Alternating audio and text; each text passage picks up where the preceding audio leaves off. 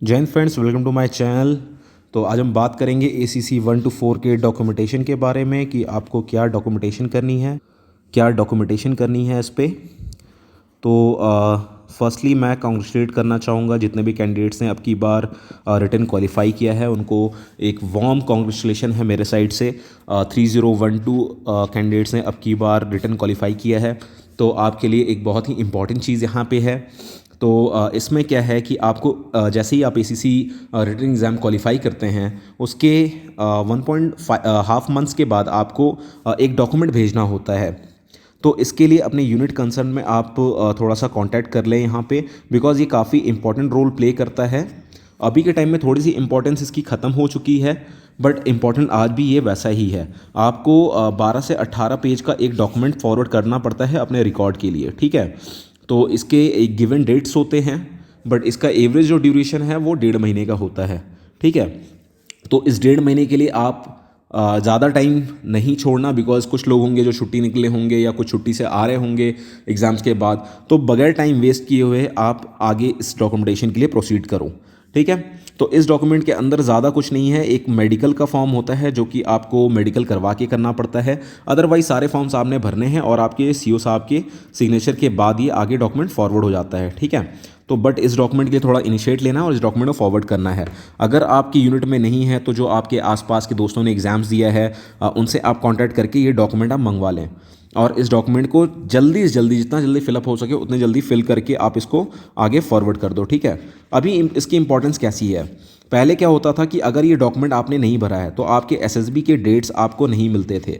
Written qualify करने के बाद भी आपकी SSB नहीं आती थी, ठीक है। तो आप SSB के लिए एलिजिबल नहीं होते थे।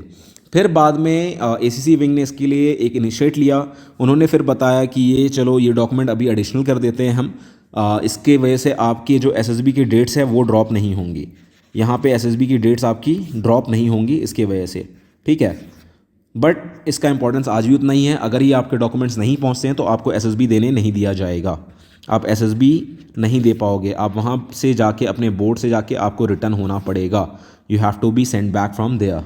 सो इसके लिए आपके लिए यही एक उपाय है कि आप भर लो इसको टाइम से और टाइम से फॉरवर्ड कर दो इसको। सो इसका इम्पोर्टेंस काफ़ी ज़्यादा है, तो इसको नेगलेक्ट नहीं करना। आपके पास नहीं, आप आसपास की यूनिटों से बात करो तो आपको ये डॉक्यूमेंट्स प्रोवाइड हो जाएंगे। बट जिनके जैसे रिजल्ट की हार्ड कॉपी आपकी यूनिट में आती है, उस टाइम पे आपको ये डॉक्यूमेंट्स प्रोवाइड किए जाते हैं। यूनिट ही ये डॉक्यूमेंट प्रोवाइड करती है और ये कहीं से आप डाउनलोड नहीं कर सकते, because these are the confidential documents. So ये आपकी यूनिट में ही मिलेंगे। यूनिट में हार्ड कॉपी आई होगी या फिर सॉफ्ट कॉपी आई होगी, तो इसको आपने भरना है, भर के आपने आगे फॉरवर्ड करना है। तो इसके लिए प्रिपेयर रहिए आप और टाइमली इसको भर दीजिए।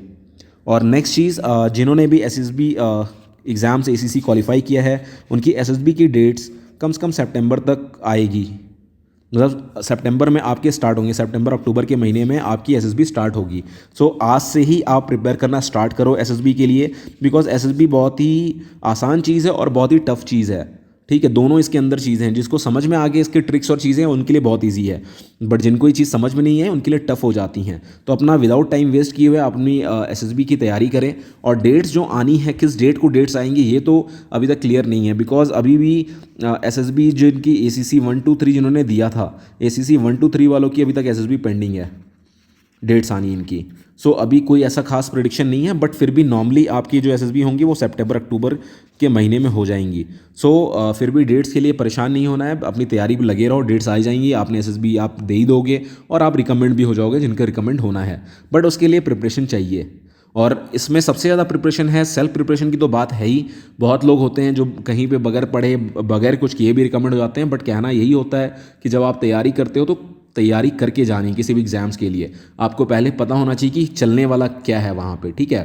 तो आप कहीं से भी प्रिपेयर करो, उसके लिए कोई दिक्कत नहीं है। अपना टाइम स्पेयर करो, बहुत सारे इंस्टीट्यूट्स हैं, किसी भी इंस्टीट्यूट को फॉलो अप करो। और यहाँ पे मैंने भी ऑलरेडी कैप्सूल चला रखी थी ACC 1 to 3 वालों के लिए। सो अगर कोई इंटरेस्टेड कैंडिडेट है जो चाहता है भाई हाँ मैं प्री तैयारी करके जाऊँ, तो अपनी जिनकी SSB आने वाली है ACC 1 to 4 में, वो भी इस कैप्सूल को ज्वाइन कर सकते हैं। और काफ़ी हेल्पफुल है ये यहाँ पे, ठीक है। आपको काफ़ी चीज़ें जो हैं जेन्युइन चीज़ है वो यहाँ बताई जाती हैं। इंस्टीट्यूट की तरह यहाँ पे ऐसी कोई चीज़ें नहीं होती कि आप 15 डेज़ में आपको सब कुछ समझा दिया है। यहाँ सारा फोकस प्रैक्टिस के ऊपर होता है। तो सारी चीज़ें प्रैक्टिस करनी है, फोकस रहना है प्रैक्टिस के ऊपर अपने। सो इसके लिए आप सोचो और काम करो। और मैं यही सजेशन दूंगा कि कभी भी एसएसबी की जो क्लास होती है, चाहे वो 1 to 3 वाले होंगे, चाहे 1 to 4 वाले होंगे, अभी तो 1 to 3 आने वाली है, बट फिर भी अगर 1 to 3 में किसी ने नहीं किया है क्लास, तो क्लास के लिए मूव ऑन करो। मैं यहाँ पे अपना एक कॉन्टैक्ट नंबर दे देता हूँ, यहाँ पे आप एसएसबी के जो क्लासेस हैं उसको अवॉइड कर सकते हो। यहाँ आके प्राइस बहुत ही चीप है, टाइम की फिजिबिलिटी है, ठीक है, आप सारों चीज़ों का यहाँ फ़ायदा उठा सकते हैं। और दूसरी चीज़ ये है कि जब आप देने जा रहे हो तो प्री प्लानिंग और प्री तैयारी के साथ जाओ। कोई भी जंग लड़ते हो तो जंग में क्या होता है, जब जंग आती है तब आप पढ़ने नहीं जाते या तब तैयारी नहीं करते, जंग से पहले आपकी प्रैक्टिस होती है। तो ये भी वैसे ही है, आप लोग भी एक्सरसाइज करते रहते हो, तो एक्सरसाइज की जैसी ही ये चीज़ है, चाहे वो बॉडी का एक्सरसाइज ले लो, चाहे मिलिट्री एक्सरसाइज ले लो, दोनों को ज़रूरी है। जब आपको जिस दिन फाइट करना है, अगर आपको उस दिन बॉडी की आपकी एक्सरसाइज कराई जाए तो आप कुछ नहीं कर पाओगे, वहाँ पे आप निल हो जाओगे। आपके जब वॉर लग चुके हैं तब आप एक्सरसाइज प्रैक्टिस करो तो कुछ नहीं होने वाला, आप निल हो जाओगे। इसीलिए सब कुछ पहले से किया जाता है। तो अभी 1 to 3 वालों को तो मैं ज़्यादा नहीं कह सकता, बट 1 to 4 वाले चांस को अच्छा खासा अवॉइड कर सकते हैं, बिकॉज आपके पास काफ़ी टाइम है और आप अच्छी तैयारी कर सकते हो। तो इसलिए अपने चांस को मिस मत करो, तैयारी आज से ही लग जाओ और अच्छी तैयारी करो। तैयारी के लिए भी मैं वीडियो अलग से लेके आऊँगा, जिसमें मैं बताऊँगा अभी इससे आपने किस किस चीज़ों पे फोकस करना है। और कोई भी जंग या कोई भी चीज़ें एक दिन में नहीं होती, 1 day प्रोसेस कुछ नहीं होता है, ये होता है आपकी रूटीन। आपकी रूटीन में जब चीज़ें ढल जाएंगी तो आप किसी भी चीज़ को अचीव कर सकते हो, बट आपको रूटीन में डालना पड़ेगा। जब तक रूटीन में नहीं डालते तब तक चीज़ें वर्क नहीं करती। तो इसलिए यही सजेशन है कि आज से प्रिपरेशन स्टार्ट करो और जम के तैयारी करो। और एक चीज़ डॉक्यूमेंटेशन के बारे में रह गई थी, तो वो डॉक्यूमेंटेशन के बारे में एक चीज़ और है। एक डॉक्यूमेंटेशन आपको लास्ट में करनी पड़ती है, ठीक है, उसमें डिक्लेरेशन सर्टिफिकेट होता है, उसको भी भरना ज़रूरी है। और जो भी स्क्रीन आउट हुए हो वो चांस में काउंटेड हो जाता है। अगर कोई रिपीटर होगा तो उसके लिए बता देता हूँ मैं, अगर आप स्क्रीन आउट हुए थे तो वो भी उसमें चांस में काउंटिंग हो जाता है। उसमें लिखना पड़ता है आपने कितने चांस अवेल्ड किए हैं, 1/2/3।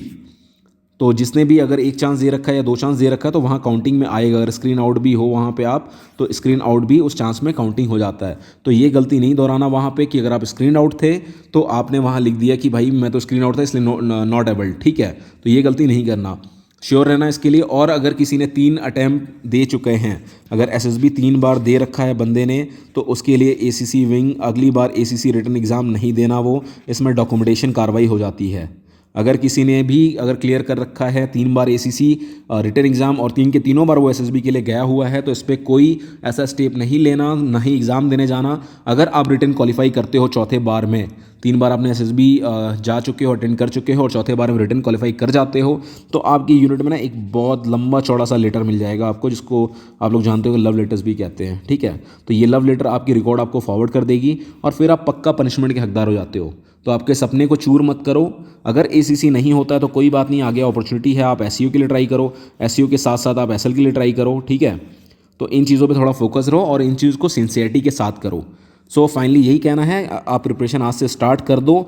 अगर किसी को प्रिपरेशन के रिगार्डिंग, एसएसबी के रिगार्डिंग कोई हेल्प चाहिए तो यहाँ नंबर अवेलेबल है। और दूसरी चीज़ रही बुक्स में से, बहुत कैंडिडेट्स मेरे को रिंग करे पूछते हैं सर कौन सा बुक फॉलो करूँ, तो एसएसबी के लिए भाई कोई बुक रिकमेंडेड नहीं है। क्यों रिकमेंडेड नहीं है? क्योंकि वहाँ पे क्या है, जिसने भी बुक लिखी है वो अपने थॉट्स देता है आपको, वो उसके थॉट्स होते हैं, ठीक है। तो उसके थॉट्स को क्यों फॉलो अप करना, बिकॉज ये आपकी पर्सनालिटी का टेस्ट है, तो आपकी पर्सनालिटी यहाँ पे चाहिए, किसी और के थॉट से यहाँ काम नहीं करना है। सो कोई बुक्स रिकमेंडेड नहीं है। बाद बाकी प्रैक्टिस सेट चाहिए तो मैंने प्रैक्टिस सेट ऑलरेडी अपलोड कर दिया है अपने टेलीग्राम चैनल पे। वहाँ टेलीग्राम चैनल का लिंक भी मैं नीचे डिस्क्रिप्शन में डाल देता हूँ, वहाँ से आप प्रैक्टिस सेट को फॉलो अप कर सकते हैं। वहाँ पर मैंने OIR के प्रैक्टिस सेट डाले हैं, मैंने टैट डाला है, वहाँ पर मैंने वैट डाला है, वहाँ पर SRTs आपको मिल जाएंगी, प्रैक्टिस सेट जो भी SRT की, ठीक है।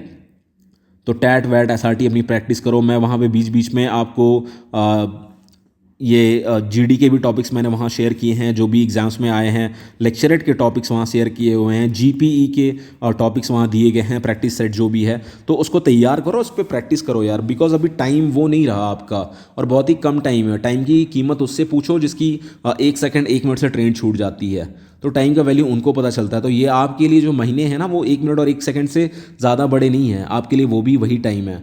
बिकॉज अगर आप सोचोगे आज मज़े करना है तो कल आपको प्रॉब्लम आएगी।